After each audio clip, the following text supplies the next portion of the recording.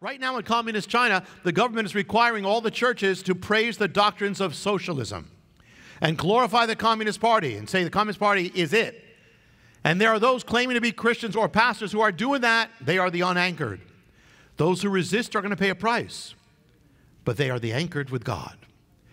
So in view of all that's happening, it is all the more crucial that you be anchored more than ever. An anchored life, an anchored walk.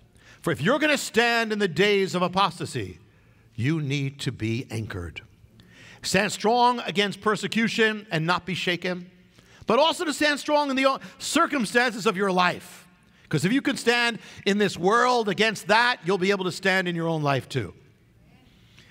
If you look at a ship that is anchored and another that's not, they look pretty much the same.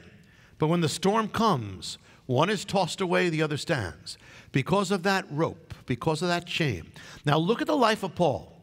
Paul was hunted, beaten, persecuted, put in prison, chained, put on a ship, shipwrecked, almost stoned to death. Storms, stormy life. Yet with Paul, he was not tossed back and forth.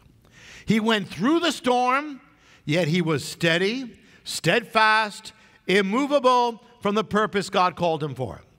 In prison, he witnessed to his captors. He didn't go crazy. He didn't panic.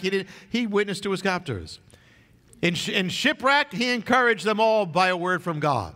In chains, he didn't complain the whole time and go crazy and why me. He writes the gospel to proclaim the epistles to the thousands and then billions. He was steadfast, he was strong, he was immovable. Why? Because Paul was anchored.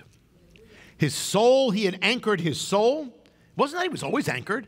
A lot of times he says, I learned this. I didn't know it before, but I learned how to do it.